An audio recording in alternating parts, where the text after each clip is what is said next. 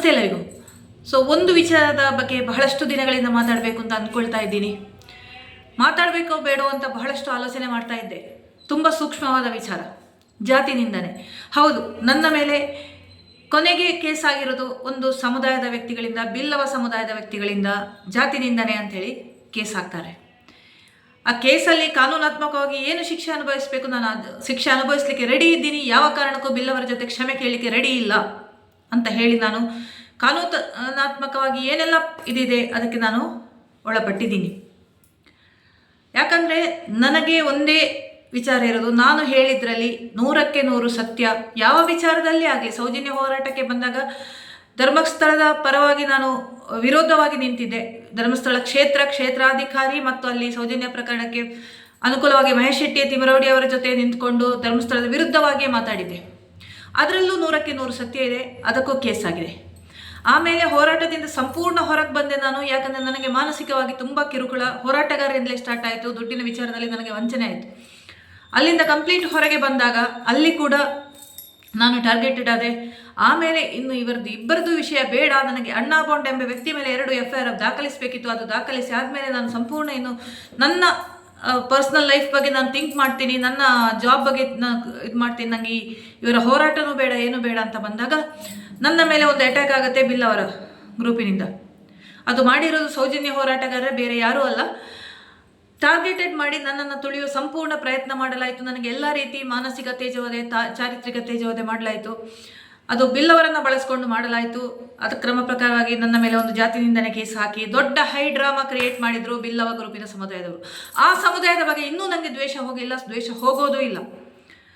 ಯಾವ ಕಾರಣಕ್ಕೂ ಆ ಜಾತಿಯನ್ನು ನಾನು ಕ್ಷಮಿಸಲ್ಲ, ತಪ್ಪು ಒಪ್ಪಿಕೊಳ್ಳುವುದೂ ಇಲ್ಲ. ಅದಕ್ಕೆ ಕಾನೂನಾತ್ಮಕವಾಗಿ ಏನು ನಾನು I am ready to face everything. ನಾನು ಶೈಲಜಾ ಅಮರ್ನಾಥ್ ನನಗೆ ಮಾತಾಡುವಾಗಲೂ ನಾನು ಅದೇ ಹೇಳಿದ್ದು, ಮೇಡಮ್ ಒಂದು ವೇಳೆ ಅವರು ಹೇಳಿದ್ರು ಮೇ ಬಿ ಕೊನೆಗೆ ನೀವು ತಪ್ಪೊಪ್ಪಿಗೆ ಬರೆದು ಕೊಡಬೇಕಾಗತ್ತೆ. ನನಗೆ ಗಲ್ಲು ಶಿಕ್ಷೆ ಕೊಟ್ಟರು ನಾನು ಬಿಲ್ಲವ ಸಮುದಾಯವನ್ನು ಕ್ಷಮಿಸಲ್ಲ, ಅವರ ಕಾಲು ಹಿಡಿಯಲ್ಲ ಅಂತ ಅವರಿಗೆ ಬೈಬೇಕಾದ್ದು ಎಲ್ಲ ಅವ್ರದ್ದು ಹೇಳುವುದು ಎಲ್ಲ ಹೇಳಿ ಆಗಿದೆ. ನಾನು 2 ಸಮುದಾಯದ ಬಗ್ಗೆ ಹೇಳಿದೆ, ಶೆಟ್ಟಿ ಮತ್ತು ಬಿಲ್ಲವ. ಸಂಸ್ಕಾರ ಅಂತ ಇರೋದು ಶೆಟ್ಟಿ ಜನರಿಗೆ. ಅವರು ಯಾರು ನನಗೆ ಅಂಥ ಕೀಳು ಮಟ್ಟದಲ್ಲಿ ಮಾತಾಡಿಲ್ಲ, ನನ್ನನ್ನು ಗೌರವಿತವಾಗಿ ನನಗೆ ಕನ್ವಿನ್ಸ್ ಮಾಡಿದ್ದಾರೆ. ಬಟ್ ಬಿಲ್ಲವರಂತೂ ಕೆಲವರು ಮಾತಾಡಿದ ರೀತಿಗಳುಂಟಲ್ಲ, ಎಲ್ಲರಿಗೂ ಹೇಳ್ತೀನಿ, ಇಡೀ ಸಮುದಾಯಕ್ಕೆ ಹೇಳ್ತೀನಿ. ಯಾಕಂದರೆ ಇಡೀ ಸಮುದಾಯದವರು ನನಗೆ ತಿರುಗಿ ಬಿದ್ದರು. ಯಾವ ಕಾರಣಕ್ಕೂ ನಾನು ಅವರನ್ನು ಕ್ಷಮಿಸಲ್ಲ. ಅಲ್ಲಿ ಒಂದು ವಿಚಾರ ಬರುತ್ತೆ ಮಾತಿನಲ್ಲಿ, ಮಾತಾಡುವಾಗ ನನಗೆ ಹಲವರ ಕಾಲಲ್ಲಿ, ನೀವು ಬ್ರಾಹ್ಮಣರು ನಮ್ಮನ್ನು ಶೂದ್ರರ ಥರ ನೋಡಿದ್ದೀರಿ, ಜಾತಿಯಲ್ಲಿ ಇದು ಮಾಡಿದ್ದೀರಿ ಅಂತ. ನನ್ನ ಅಜ್ಜನ ಕಾಲದಲ್ಲಿ ಇರ್ಬೋದು, ನನ್ನ ಅಪ್ಪ ಸಂಪೂರ್ಣ ಅದನ್ನು ಜಾತಿ ಪದ್ಧತಿಯನ್ನು ನಮ್ಮ ಮನೆಯಲ್ಲಿ ನಿಲ್ಲಿಸಿದವರು. ನಾವು ನಮ್ಮ ಮಕ್ಕಳಿಗೆ ಕೂಡ ಅದನ್ನು ಹೇಳಿಕೊಟ್ಟಿಲ್ಲ. ನಾನು ಪ್ರತಿಯೊಬ್ಬರನ್ನ, ಅನ್ಯ ಧರ್ಮದವರನ್ನ, ಅನ್ಯ ಮತೀಯರನ್ನ, ಪ್ರತಿಯೊಬ್ಬರನ್ನ ಕೂಡ ನಾನು ಗೌರವಿಸ್ತೀನಿ. ಮನುಷ್ಯತ್ವ ಇರುವ ಮಾನವರಿಗೆ ನನ್ನ ಮನೆಯ ಒಳಗೆ ಪ್ರವೇಶ ಇದೆ. ನಾವು ಜಾತಿಯಲ್ಲಿ ಯಾವತ್ತೂ ಭೇದ ಭಾವ ಮಾಡಿಲ್ಲ. ಆದರೆ ನನಗೆ ಕೆಲವು ಬಂದ ಮಾತುಗಳು, ನೀವು ಇತ್ತೀಚೆಗೆ ನಾನು ಕುಡ್ಲ ರಾಮ್ ಪೇಜಲ್ಲಿ ವಿಡಿಯೋದಲ್ಲಿ ತಮ್ಮಣ್ಣ ಶೆಟ್ಟರು ಮಾತಾಡ್ತಿದ್ರು ಬ್ರಾಹ್ಮಣರ ಬಗ್ಗೆ. ಅವರು ಬ್ರಾಹ್ಮಣ ವಿರೋಧಿಗಿಂತಲೂ ಪುರೋಹಿತರಿಗೆ ವಿರೋಧಿ ಅವರು. ಬ್ರಾಹ್ಮಣರಿಗೆ ವಿರೋಧಿ ಅಲ್ಲಂತೆ, ಪುರೋಹಿತರಿಗೆ ವಿರೋಧಿ ಅಂತೆ. ಇರಲಿ, ನನಗೆ ಅದು ಸಂಬಂಧ ಇಲ್ಲ, ನಾನು ಅದರ ಬಗ್ಗೆ ಡಿಸ್ಕಸ್ ಮಾಡಲ್ಲ. ಒಂದು ಕಮೆಂಟ್ ಹಾಕಿದ್ದೆ, ಇವರದ್ದು ಸ್ವಲ್ಪ ತುಳಿತ ಜಾಸ್ತಿ ಆಯಿತು. ಇತ್ತೀಚೆಗೆ ಇಂದಿರಾ ಹೆಗ್ಡೆ ಅಂತ ಒಬ್ಬರ ವಿಡಿಯೋ ನೋಡಿದೆ, ನೋಡಿದೆ. ನಾನು ಬ್ರಾಹ್ಮಣರ ಬಗ್ಗೆ ತುಂಬ ಕೀಳಾಗಿ ಮಾತಾಡ್ತಾ ಇದ್ದಾರೆ. ನನಗೆ ಅಂಬಿಕಾ ವಿ ಪ್ರಭು ಅವರೊಂದು ಪೋಸ್ಟ್ ನೆನಪಾಗ್ತಿದೆ. ನನಗೆ ಸಮಸ್ಯೆ ಆದಾಗ ಅವರೊಂದು ಪೋಸ್ಟ್ ಹಾಕಿದ್ರು, ಜಾತಿ ನಿಂದನೆ ಅಂತ ಹೇಳ್ಕೊಂಡು ಒಬ್ಬ ಬ್ರಾಹ್ಮಣ ಇವತ್ತು ಕೋರ್ಟ್ ಕಚೇರಿ ಅಂತ ಓಡಾಡ್ತಿದೆ. ಇಡೀ ಕೋರ್ಟ್ ಕಚೇರಿಯಲ್ಲಿ ಇಷ್ಟು ದಪ್ಪ ಫೈಲ್ಸ್ಗಳಿರ್ತಿದ್ವು. ಒಬ್ಬ ಬ್ರಾಹ್ಮಣನು ನನ್ನ ಜಾತಿಯನ್ನು ನಿಂದನೆ ಮಾಡಿದ್ದೀರಿ ಅಂತ ಹೋಗ್ತಾ ಇಲ್ಲ, ಸಹಿಸ್ಕೊಂಡಿದ್ದಾನೆ. ಅದು ಬ್ರಾಹ್ಮಣರಿಗಿರುವ ಶ್ರೇಷ್ಠತ್ವ. ಇಲ್ಲಿ ನನ್ನ ಜಾತಿಯ ಬಗ್ಗೆ ನಾನು ಮಾತಾಡ್ತೀನಿ. ಯಾಕಂದರೆ ನನಗೀಗ ಮಾತಾಡಬೇಕಾದ ಅನಿವಾರ್ಯತೆ. ನಾನು ಮೊನ್ನೆ ಸ್ಟೇಟಸಲ್ಲಿ ಹಾಕಿದ್ದೆ, ಬ್ರಾಹ್ಮಣರ ಮೇಲೆ ತುಳಿತ ಜಾಸ್ತಿ ಆಗ್ತಿದೆ. ಏನೇನೋ ಹೆಸರುಗಳು ಇಟ್ಟಿದ್ದೀರಿ, ಇರಲಿ, ಅದಕ್ಕೆ ಕಾರಣ ಬ್ರಾಹ್ಮಣರೇ. 80% ಬ್ರಾಹ್ಮಿಣ್ಸ್ ಆರ್ ಕರಪ್ಟೆಡ್ ಅಂದರೆ ನಾನು ಈ ವಿಷಯದಲ್ಲಿ ಹೇಳಿದೆ, ಅವರು ಜಾತಿ ಧರ್ಮ ಏನಿದೆ ಅದನ್ನು ಪಾಲಿಸ್ತಾ ಇಲ್ಲ. ಅದಕ್ಕೋಸ್ಕರ ನಮಗೆ ಮಾತಾಡೋಕ್ಕೂ ಆಗ್ತಾ ಇಲ್ಲ. ಯಾಕಂದರೆ ನೀವು ನಾನ್ ವೆಜ್ ತಿನ್ನಲ್ವಾ, ನಿಮ್ಮ ಜನರು ಕುಡಿಯಲ್ವಾ, ಕುಡಿತಾರೆ, ತಿಂತಾರೆ, ಜಾತಿ ಬಿಟ್ಟು ಹೋಗಿದ್ದಾರೆ. ಏನು ಮಾಡಲಿಕ್ಕೂ ಆಗಲ್ಲ, ಅನಿವಾರ್ಯ ಪರಿಸ್ಥಿತಿ. ನಮ್ಮ ಜಾತಿಯಲ್ಲಿ ಹುಡುಗಿಯರು ಸಿಗೋದ್ರಿಂದ ಅನ್ಯ ಜಾತಿಯವರನ್ನು ಮದುವೆ ಆಗ್ತಾನೂ ಇದ್ದಾರೆ. ಅದು ಅವರವರ ಇಷ್ಟ, ನಾನು ಅದಕ್ಕೆ ಏನು ಮಾತಾಡಲ್ಲ. ಬಟ್ ಸ್ವಲ್ಪ ಹಿಂದೆ 2-3 ಜನರೇಷನ್ ಹಿಂದೆ ಹೋದರೆ ಕಟ್ಟುನಿಟ್ಟಾಗಿ ಪಾಲಿಸ್ತಾ ಇದ್ದ ಒಂದು ಬ್ರಾಹ್ಮಣ ಧರ್ಮ, ಅದರ ಸಂಪ್ರದಾಯಗಳು ಈಗಲೂ ಉಳ್ಕೊಂಡಿದೆ. 20% ಜನ ಮಾತ್ರ ಫಾಲೋ ಮಾಡ್ತಾ ಇದ್ದಾರೆ. 80% ಜನ ಈ ಜಾತಿ ಧರ್ಮ ಇದನ್ನು ಬಿಟ್ಟಿದ್ದಾರೆ. ನಾನು ಜಾತಿ ಭೇದ ಮಾಡಲ್ಲ, ಆದರೆ ನನ್ನ ಮನೆಯೊಳಗೆ, ನನ್ನ ದೇವರ ಕೋಣೆಯೊಳಗೆ, ನನ್ನ ಇದರೊಳಗೆ ನನ್ನ ಧರ್ಮವನ್ನು, ನನ್ನ ಜಾತಿಯನ್ನು ನಾನು ತುಂಬ ರೆಸ್ಪೆಕ್ಟ್ ಕೊಡ್ತೀನಿ. ಒಂದು ಸಲ ನಾನು ಗೇಟ್ ಬಿಟ್ಟು ಆಚೆ ಹೋದರೆ ನನ್ನದು ಒಂದೇ ಧರ್ಮ, ಮನುಷ್ಯತ್ವ, ಮಾನವೀಯತೆ. ಇದು ಸ್ಪಷ್ಟವಾಗಿ ಹೇಳ್ತೀನಿ. ಇನ್ನು ಜಾತಿ ಬಗ್ಗೆ ಮಾತಾಡ್ತಿದ್ರೆ ಅನಾದಿ ಕಾಲದಿಂದಲೇ ನಮಗೆ ಜಾತಿ, ಇದರಲ್ಲಿ ಜಾತಿ ಆಗಿರೋದು ಕರ್ಮದ ಆಧಾರದಲ್ಲಿ. ಕ್ಷತ್ರಿಯ, ಬ್ರಾಹ್ಮಣ, ವೈಶ್ಯ, ಶೂದ್ರ, ಈ ಮೇಜರ್ 4 ಕ್ಯಾಟಗರಿಗಳು. ಯಾರು ಹೋರಾಟಗಾರರಾಗಿ ಒಂದು ಹೋರಾಟದ ಇದು ರಾಜ್ಯ ರಕ್ಷಣೆ ಮಾಡ್ತಾರೋ ಅವರು ಕ್ಷತ್ರಿಯರಾಗಿಯೂ, ಬ್ರಾಹ್ಮಣರು ವೇದ ಪಾಠಗಳನ್ನು ಅಥವಾ ವಿದ್ಯಾಭ್ಯಾಸವನ್ನು ಅರ್ಚನೆ ಮಾಡುವ ಒಂದು ಸೌಮ್ಯ ಸ್ವಭಾವದ ಒಂದು ವರ್ಗವಾಗಿಯೂ, ವರ್ತಕ ವೃತ್ತಿಯವರು ವೈಶ್ಯರಾಗಿಯೂ, ಇನ್ನು ಶೂದ್ರ ಅಂತ ಹೇಳೋದು ಅದು ಅಡಿಯಾಳಾಗಿ ಕೆಲಸ ಮಾಡ್ತಾರಲ್ಲ, ಈ ಕೆಳಗಿನ ವರ್ಗದ ಜನಾಂಗವನ್ನು ಶೂದ್ರರಾಗಿಯೂ 4 ಥರದಿಂದ ವಿಭಜನೆ ಆಗುತ್ತೆ. ಆಮೇಲೆ ಆ ಧರ್ಮದಲ್ಲಿ ಹುಟ್ಟಿದವರು ಅದೇ ಜಾತಿಯಲ್ಲಿ ಗುರುತಿಸ್ಕೊಳ್ತಾರೆ. ಸೊ ಹಾಗೊಂದು ಸಿಸ್ಟಮ್ ಇತ್ತು. ಮತ್ತು ಈಗ ಏನಾಗಿದೆ ಅಂದರೆ, ನಾನು ಸ್ವಲ್ಪ ಇಲ್ಲಿ ಪೌರಾಣಿಕವಾಗಿ ಹೆಚ್ಚು ಗೊತ್ತಿಲ್ಲದಿದ್ದರೂ, ರಾವಣ ಬ್ರಾಹ್ಮಣನಾಗಿದ್ದ, ಮಹಾಜ್ಞಾನಿ, ಆದರೂ ರಾಕ್ಷಸನ ಸ್ವಭಾವ ತೋರಿಸಿದ. ಶಬರಿ ರಾಮಭಕ್ತೆ, ದಲಿತೆಯಾಗಿದ್ಲು, ಆದರೆ ಆಕೆ ದೇವತೆಯಾಗಿ ಪೂಜಿಸಲ್ಪಟ್ಲು. ಸೊ ಎಲ್ಲ ಜಾತಿಗಳಲ್ಲಿ ಒಂದು 10-20% ಕೆಟ್ಟವರು ಇರ್ತಾರೆ, ಒಳ್ಳೆಯ ಸ್ವಭಾವದವರು ಇರ್ತಾರೆ. ನಾನು ಎಷ್ಟೋ ಜನರಲ್ಲಿ, ಬೇರೆ ಬೇರೆ ಜಾತಿಯವರಲ್ಲಿ ನಾನು ಗಮನಿಸಿದ್ದೀನಿ, ಬ್ರಾಹ್ಮಣರಿಗಿಂತ ಹೆಚ್ಚಾಗಿ ಶಿಸ್ತಲ್ಲಿ ಪೂಜೆ ಪುರಸ್ಕಾರ ಮಾಡುವವರು, ರೀತಿ ರಿವಾಜುಗಳನ್ನು ಆಚರಣೆ ಮಾಡುವವರು ಇರ್ತಾರೆ. ಪ್ಯೂರ್ ವೆಜಿಟೇರಿಯನ್ಸ್ ಕೂಡ ಇರ್ತಾರೆ. ಅದೇ ರೀತಿ ಹೇಳಿದರೆ ತುಂಬ ನನಗೆ ನನ್ನ ಜಾತಿಯ ಬಗ್ಗೆ ಬೇಜಾರು ಅನಿಸೋದು ಹೇಳೋಕ್ಕೆ, ಒಂದು ಬ್ರಾಹ್ಮಣ ಜನ್ಮದಲ್ಲಿ ಹುಟ್ಟಿ ನಾನ್ ವೆಜ್ ತಿನ್ನೋದು, ಕುಡಿತದ ಚಟ, ಹೆಣ್ಣು ಮಕ್ಕಳ ಇದು ಎಲ್ಲ ಕೆಟ್ಟ ಅಭ್ಯಾಸಗಳು ಬ್ರಾಹ್ಮಣರಿಗೆ ಇದೆ.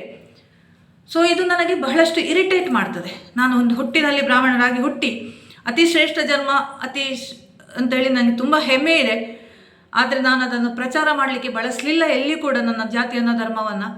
ನಾನು ಆದಷ್ಟು ಮಾನವೀಯತೆ ನೆಲೆಯಲ್ಲಿ, ಮಾನವೀಯ ದೃಷ್ಟಿಯಿಂದ ಪ್ರತಿಯೊಬ್ಬರನ್ನ ಜಾತಿ ಧರ್ಮ ಭೇದವಿಲ್ಲದೆ ನಾನು ಪ್ರೀತಿಸಿದ್ದೀನಿ, ಸಹಾಯ ಮಾಡಲಿಕ್ಕೂ ಸಹಾಯ ಮಾಡಿದ್ದೀನಿ. ಎಲ್ಲಿ ಕೂಡ ಜಾತಿಯ ವಿಚಾರದಲ್ಲಿ ನನಗೆ ಇಲ್ಲಿವರೆಗೆ ಯಾರ ಜೊತೆನೂ ಆಕ್ಷೇಪ ಆಗಲಿಲ್ಲ, 2026 ಜೂನ್ ತಿಂಗಳವರೆಗೆ.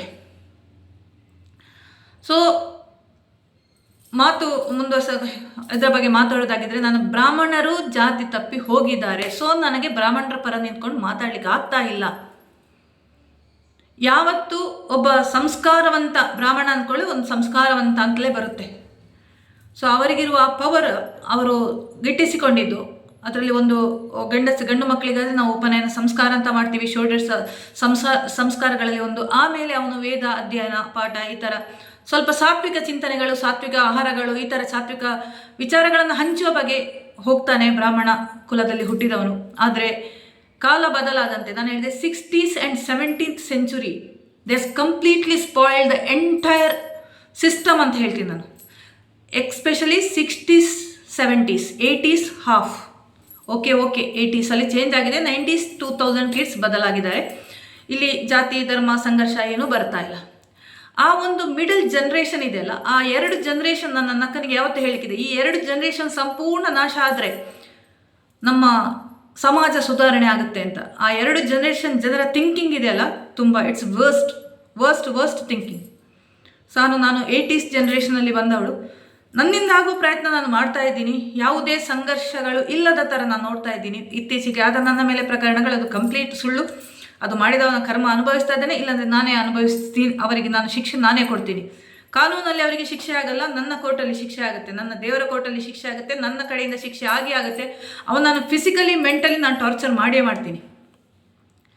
ಸೊ ಆ ವಿಚಾರ ಬದಿಗಿರಲಿ, ಆ ರೋಷ ನನ್ನೊಳಗೆ ಇರಲಿ. ಸೊ ನಾನು ಹೇಳ್ತಾ ಇರೋದು ಬ್ರಾಹ್ಮಣರಿಗೆ ಹೇಳ್ತಾ ಇರೋದು, ನಿಮ್ಮ ಧರ್ಮವನ್ನು ಪಾಲಿಸಿ. ಆ ಜನಿವಾರ ಅಂತ ನೀವು ಹಾಕ್ಕೊಂಡ್ಮೇಲೆ ಅದರಲ್ಲಿ ನಾನ್ ವೆಜ್ ತಿನ್ನಬಾರ್ದು ಅಂತಿದೆ ನಮ್ಮ ಧರ್ಮದಲ್ಲಿ. ತುಂಬ ವಿಚಾರಗಳಿದೆ, ಅದನ್ನು ಆದಷ್ಟು ಫಾಲೋ ಮಾಡಿ. ಇಲ್ಲಾಂದರೆ ಜನಿವಾರ ಕಿತ್ತು ಬಿಸಾಕಿ. ನಿಮಗೆ ಯೋಗ್ಯತೆ ಇಲ್ಲ ಬ್ರಾಹ್ಮಣ ಅಂತ ಹೇಳೋದಕ್ಕೆ. ನನ್ನ ಜಾತಿಯವರನ್ನು ನಾನೇ ಬೈತೀನಿ. ಸಹಾಯ ಮಾಡುವ ಮನೋಭಾವನೆ ಇಲ್ಲ, ಒಗ್ಗಟ್ಟು ಇಲ್ಲ, ಜಾತಿಗೆ ಜಾತಿ ಹಾಗೆ ಬಹಳಷ್ಟು ಇದೆ ನಮ್ಮ ಜಾತಿ ಬಗ್ಗೆ ಹೇಳಬೇಕಿದ್ರೆ. ಉಳಿದ ಜಾತಿಯಲ್ಲಿ, ಉಳಿದ ಧರ್ಮದಲ್ಲಿರುವ ಒಗ್ಗಟ್ಟು ಕೂಡ ನಮ್ಮ ಹಿಂದೂಗಳಿಗೆ ಇಲ್ಲ, ಅದರಲ್ಲಿ ಎಕ್ಸ್ಪೆಷಲಿ ಬ್ರಾಹ್ಮಣ ಜಾತಿಯವರಿಗೆ ಇಲ್ಲ. ಹಾಗಂತ ಹೇಳಿ ಬ್ರಾಹ್ಮಣರನ್ನು ತುಳಿಯುವ ಒಂದು ವರ್ಗ ಜಾಸ್ತಿ ಆಗಿದೆ. ಇತ್ತೀಚೆಗೆ ಬಂದ ಒಂದು ನ್ಯೂಸ್ ಪೇಪರ್ ಕಟ್ಟಿಂಗನ್ನು ಓದಿದೆ. ಕೇರಳದಲ್ಲಿ ಒಂದು ನ್ಯಾಯವಾದಿಗಳು ಅಥವಾ ಜಡ್ಜ್ಗಳ ಏನು ಹೇಳಿಕೆ ಕೊಟ್ಟದ್ದು ವಿವಾದ ಆಗುತ್ತೆ. ಅಧಿಕಾರದ ಚುಕ್ಕಾಣಿ ಬ್ರಾಹ್ಮಣರ ಕೈಯಲ್ಲಿ ಇರಬೇಕಿತ್ತು, ದೇಶ ಒಳ್ಳೇದಾಗ್ತಿತ್ತು ಅಂತ. ಖಂಡಿತ ಇದಕ್ಕೆ ಎರಡು ಮಾತಿಲ್ಲ. ಯಾಕಂದರೆ ಬ್ರಾಹ್ಮಣರು ಅವರಿಗೆ ಉಪನಯನ ಕರೆಕ್ಟ್ ಬ್ರಾಹ್ಮಣ ಸಂಪ್ರದಾಯ ಪಾಲಿಸಿದರೆ ಬ್ರಾಹ್ಮಣರ ಮಕ್ಕಳು ಕಲೀಲಿಕ್ಕೆ ಹುಷಾರಿರ್ತಾರೆ, ಒಳ್ಳೆ ಮಾರ್ಕ್ಸ್ ಕೂಡ ಗಟ್ಟಿಸ್ಕೊಂಡಿರ್ತಾರೆ, ತುಂಬ ಬುದ್ಧಿವಂತರಿರ್ತಾರೆ, ತುಂಬ ತಾಳ್ಮೆನೂ ಇರುತ್ತೆ. ಸೊ ಇವರೆಲ್ಲಾದರೂ ಅಧಿಕಾರದ ಒಂದು ದೊಡ್ಡ ನಿಮ್ಗೆ ನೋಡಿರ್ಬೋದು ನೀವು, ಹಳೆ ಕಾಲದಲ್ಲಿ ಆಫೀಸರ್ಸ್ಗಳು ಎಲ್ಲ ಬ್ರಾಹ್ಮಣರು ಬಹಳಷ್ಟಿದ್ರು, ಅಧ್ಯಾಪಕರು ಒಂದು ಬ್ರಾಹ್ಮಣರೇ ಇದ್ದರು. ಸೊ ಮಕ್ಕಳಿಗೆ ಈಗ ನನಗೆ ಕಲಿಸಿದ ಶಾಲೆಯಲ್ಲಿ ಅದೊಂದು ಬ್ರಾಹ್ಮಣರು ನಡೆಸ್ತಿರುವ ಶಾಲೆ, ಅದರ ಮ್ಯಾನೇಜ್ಮೆಂಟ್ ಫುಲ್ ಬ್ರಾಹ್ಮಣರೇ ಆಗಿತ್ತು. ಸೊ ನಮಗೆ ಅವರು ಕೊಟ್ಟ ಸಂಸ್ಕಾರ ಇದೆಲ್ಲ ತುಂಬ ಚೆನ್ನಾಗಿತ್ತು. ಆ ತಳಹದಿ ಇದೆಯಲ್ಲ, ನಮಗೆ ಒಂದು 1 to 7 ನಾನು ಕಲಿತ ಶಾಲೆ, ಆ ಒಂದು ನಮಗೆ ಸಿಕ್ಕಿದ ವಿದ್ಯೆ, ನಮಗೆ ಸಿಕ್ಕಿದ ಸಂಸ್ಕಾರ, ಅದು ಆ ಬೇಸಿಕ್ ತಳಹದಿ ಸ್ಟ್ರಾಂಗ್ ಆಗಿತ್ತು. ಆಮೇಲೆ ನಿಮಗೆ ಗೊತ್ತಿದೆ ಮೀಸಲಾತಿ ಬಂತು. ನನಗೆ ತುಂಬ ಈ ವಿಚಾರದಲ್ಲಿ ಬೇಜಾರಾಗಿದ್ದು ನನ್ನ ಅಕ್ಕನ ವಿಚಾರದಲ್ಲಿ. She's A doctorate, BA rank ತಗೊಂಡು, MA ರ್ಯಾಂಕ್ ತಗೊಂಡು, MPhil ಮಾಡಿ, PhD ಮಾಡಿ, ಇದು UGC ಎಕ್ಸಾಮ್ ಬರೆದು ಸ್ಕಾಲರ್ಶಿಪ್ ತಗೊಂಡು PhD ಮಾಡಿ, ಅವಳಿಗೆ ಕಾಸರಗೋಡು ಸರ್ಕಾರಿ ಕಾಲೇಜಲ್ಲಿ ಲೆಕ್ಚರ್ ಪೋಸ್ಟ್ ಬರುವಾಗ ಜಾತಿಯ ವಿಷಯದಲ್ಲೂ, ರಿಸರ್ವೇಷನ್ ವಿಷಯದಲ್ಲೂ, ಪೊಲಿಟಿಕಲ್ ಇನ್ಫ್ಲುಯೆನ್ಸಲ್ಲೂ ಅವಳಿಗೆ ಸಿಗಬೇಕಾದ ಒಂದು ಕೆಲಸ ಲೆಕ್ಚರ್ ಪೋಸ್ಟು ಬೇರೆ ವಿಷಯದಲ್ಲಿ ಹೋಗುತ್ತೆ. ಅಲ್ಲಿ ನನಗೆ ಮೀಸಲಾತಿ ಜಾತಿಯ ಬಗ್ಗೆ ತುಂಬ ಬೇಜಾರಾಯಿತು. ಯಾಕಂದರೆ ಜನರಲ್ ಕ್ಯಾಟಗರಿಯಲ್ಲಿ ನಾವು ಬರ್ತೀವಿ. ಸೊ ನಮಗೆ ಯಾವುದೇ ಸವಲತ್ತುಗಳು ಸರ್ಕಾರದ ಇದುಗಳು ಸಿಗ್ತಾ ಇಲ್ಲ.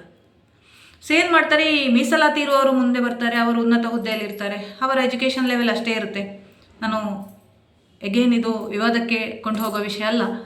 ಬಟ್ ನನಗೆ ಆ ಹೈಕೋರ್ಟಲ್ಲಿ ಅವರು ಕೊಟ್ಟ ಒಂದು ಸ್ಟೇಟ್ಮೆಂಟ್, ಕೇರಳ ಹೈಕೋರ್ಟಲ್ಲಿ ಬ್ರಾಹ್ಮಣರ ಕೈಯಲ್ಲಿ ಅಧಿಕಾರದ ಚುಕ್ಕಾಣಿ ಇರಬೇಕಿತ್ತು, ಖಂಡಿತ ಇದ್ದರೆ ಒಳ್ಳೆಯದಾಗ್ತಿತ್ತು, ನಾನು ಸಪೋರ್ಟ್ ಮಾಡ್ತೀನಿ ಅದಕ್ಕೆ ಖಂಡಿತ. ಯಾಕಂದರೆ ಬ್ರಾಹ್ಮಣರಿಗಿರುವ ಜ್ಞಾನ, ಬ್ರಾಹ್ಮಣರಿಗಿರುವ ತಾಳ್ಮೆ, ಬ್ರಾಹ್ಮಣರಿಗಿರುವ ಸಭ್ಯತೆ, ಸಂಸ್ಕಾರ ಹೇಳಿದರೆ ವಿವಾದ ಆಗುತ್ತೆ.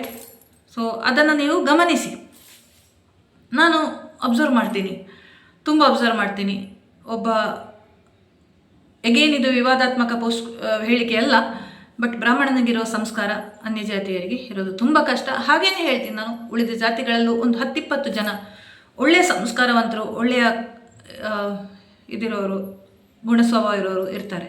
ಬ್ರಾಹ್ಮಣರಲ್ಲಿ ಕೆಟ್ಟವರು ಇರ್ತಾರೆ. 80% ಆಫ್ ದ ಬ್ರಾಹ್ಮಣ್ ಕಮ್ಯುನಿಟಿ ಹಾಳಾಗಿದೆ ಅಂತ ಹೇಳ್ತೀನಿ ನಾನು.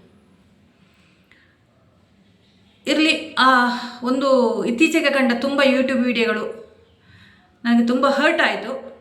ಕೆಲವೊಂದು ವಿಷಯದಲ್ಲಿ ತುಳಿತಕ್ಕೆ ಒಳಗಾಗ್ತಾ ಇದ್ದಾರೆ ಬ್ರಾಹ್ಮಣರು ಅನಿಸಿತು. ನನಗೆ ಮಾತಾಡಲೇಬೇಕಾಗತ್ತೆ, ಅನಿವಾರ್ಯತೆ. ನನಗೆ ಇಷ್ಟವಾದ ಟಾಪಿಕ್ ಖಂಡಿತ ಅಲ್ಲ ಇದು, ಆದರೆ ನನ್ನ ಸಮಾಜಕ್ಕೋಸ್ಕರ ನಾನು ಮಾತಾಡಲೇಬೇಕಾಗತ್ತೆ. ಬಹಳಷ್ಟು ಜನ ಮಾತಾಡೋರು ಕಡಿಮೆ ಆಗಿದ್ದಾರೆ, ಯಾಕಂದರೆ ತಪ್ಪು ನಮ್ಮಲ್ಲಿದೆ. ನಾವು ಆ ಧರ್ಮವನ್ನು, ಜಾತಿಯನ್ನು ಬಿಟ್ಟು, ಆ ಒಂದು ಏನೋ ಕಟ್ಟುಪಾಡುಗಳಿತ್ತು ಅದನ್ನು ಬಿಟ್ಟು ನಾವು ಸ್ವೇಚ್ಛಾ ಜೀವಿಗಳಾಗಿ ನಾವು ಬದುಕ್ತಾ ಇದ್ದೀವಿ. ಇಲ್ಲಿ ಸಮಾಜಕ್ಕೆ ಬ್ರಾಹ್ಮಣರಿಂದ ಕೊಡುಗೆ ಬಹಳಷ್ಟಿದೆ. ರೆಸ್ಪೆಕ್ಟ್ ಇಡುವವರು ಇಂದು ಕೂಡ ರೆಸ್ಪೆಕ್ಟ್ ಇರ್ತಾರೆ. ಯಾಕಂದರೆ ಮೊನ್ನೆ ಇತ್ತೀಚೆಗೆ ನನ್ನ ಅಣ್ಣನ ಮನೆಗೆ ಒಂದು ಪೂಜೆಗೆ, ದುರ್ಗಾ ನಮಸ್ಕಾರ ಪೂಜೆಗೆ ಹೋದಾಗ ಇದೇ ಬಿಲ್ ಅವರ ವಿಚಾರಕ್ಕೆ ಚರ್ಚೆ ಬಂತು. ನಿಮ್ಮ ಧೈರ್ಯ ಮೆಚ್ಚಬಹುದು ಅಂದರು. ಬೇಕು ಅಂತಲೇ ನೀವು ವಿವಾದಾತ್ಮಕವಾಗಿ ಹೋದ್ರಿ, ಅದು ನಿಮ್ಮ ಧೈರ್ಯಕ್ಕೆ ಮೆಚ್ಚಬೇಕು. ಇಡೀ ಆ ಬಿಲ್ಲವ ಸಮುದಾಯನ ನೀವು ಎದುರು ಹಾಕ್ಕೊಂಡಿದ್ದೀರಿ ಒಬ್ಬರೇ ಅಂತ ನಾನು ಹೇಳಿದೆ. ಅನಿವಾರ್ಯ ಆಗಿತ್ತು, ಯಾಕಂದರೆ ಅಷ್ಟು ನಾನು ಕೆಟ್ಟದಾಗಿ ಮಾತು ಕೇಳಿದ್ದೀನಿ ಅವರಲ್ಲಿ. ನಾರ್ಮಲಿ ನನ್ನ ಒಳಗಿನ ದ್ವೇಷ ಹೊರಗೆ ಬಂತು ಅಷ್ಟೇ, ಅದಕ್ಕೇನು ನನಗೆ ಬೇಜಾರಿಲ್ಲ. ಆಗ ನಾನು ಬಹಳಷ್ಟು ವಿಚಾರ ಚರ್ಚೆ ಮಾಡಿದೆ ಅಣ್ಣನಲ್ಲಿ. ಯಾಕೆ ಹೀಗಾಯಿತು, ಬಿಲ್ಲವರಿಗೆ ಯಾಕೆ ಬ್ರಾಹ್ಮಣರ ಮೇಲೆ ದ್ವೇಷ ಅಂತ. ಅವರು ಹೇಳಿದರು, ಇಲ್ಲ, ಅದು ಬ್ರಾಹ್ಮಣರಿಂದ ಅತಿ ತುಳಿತಕ್ಕೊಳಗಾದ ಒಂದು ಸಮಾಜ ಅದು, ಮತ್ತು ಅವರನ್ನು ಅಸ್ಪೃಶ್ಯತೆ ಎಂಬ ಇದರಿಂದ ದೂರ ಇಟ್ಟಿದ್ರು. ಯಾಕಂದರೆ ಅವರು ಗೋವು ಮಾಂಸಗಳನ್ನು ತಿನ್ನುವವರಾಗಿದ್ದರು, ಅದರಿಂದ ದೇವಸ್ಥಾನದ ಒಳಗೆ ಅವರಿಗೆ ಪ್ರವೇಶ ಇರಲಿಲ್ಲ. ಸೊ ಆ ಒಂದು ಇದು ಅವರಿಗೆ ಅಸ್ಪೃಶ್ಯರ ಥರ ಆ ಭಾವನೆ ಇದು ಬಂತು. ಈಗಲೂ ಕೆಲವು ಜಾತಿಯವರು, ಕೆಳ ಜಾತಿಯವರು ನಮ್ಮ ಅಣ್ಣನ ಮನೆಯಲ್ಲಿ, ನಮ್ಮ ಉಡುಪಿಯಲ್ಲಿ ಊರಲ್ಲಿ ಹೋದರೆ ಅವರು ಅಲ್ಲಿ ಒಂದು ಟ್ಯಾಂಕ್ ಇದೆ, ಅದಕ್ಕಿಂತ ದಾಟಿ ಈಚೆ ಬರಲ್ಲ. ನಾವೇನು ಭೇದ ಭಾವ ಮಾಡ್ತಾ ಇಲ್ಲ ಈಗ, ಆದ್ರೂ ಆ ಭಯಭಕ್ತಿಯಿಂದ ಅವರು ದೂರನೇ ನಿಲ್ತಾರೆ. ನಮ್ಮಲ್ಲಿ ನಮ್ಮ ಹೆಸರು ಹಿಡಿದು ಕೂಡ ಕರೆಯಲ್ಲ ಅವರು. ನನ್ನ ಊರಲ್ಲೂ ಅಷ್ಟೇ, ನನ್ನ ಅಜ್ಜಿ ಮನೆಯಲ್ಲಿ ಆ ಕಡೆ ಅದು ಮನೆಯೊಳಗೆ ಕರೆದ್ರೂ ಊಟಕ್ಕೆ ಬರಲ್ಲ, ಇಲ್ಲಿ ನಾವು ಹೊರಗೆ ಹಾಕಿ ಇಲ್ಲೇ ಕೂತ್ಕೊಳ್ತೀವಿ. ಆ ಥರ ಒಂದು ಗೌರವದಿಂದ ಕಾಣುವ ಒಂದು ಹಳೆಯ ಒಂದು ಸಂಪ್ರದಾಯ ಇದೆ. ಆದರೆ ನಾವು ಎಜುಕೇಟೆಡ್ ಆಗಿ, ನಾವು ಮುಂದುವರೆದ ಇದಾಗಿ ನಾವು ಭೇದ ಭಾವ ಮಾಡ್ತಾ ಇಲ್ಲ. ನಮಗೆ ಎಲ್ಲ ಜಾತಿ ಸಮುದಾಯದವರು ಒಂದೇ. ಸೊ ನಾನು ಈ ವಿಡಿಯೋದಲ್ಲಿ ವಿವಾದಾತ್ಮಕವಾಗಿ ಏನು ವಿಷಯ ಮಾತಾಡುವ ಹಾಗೆ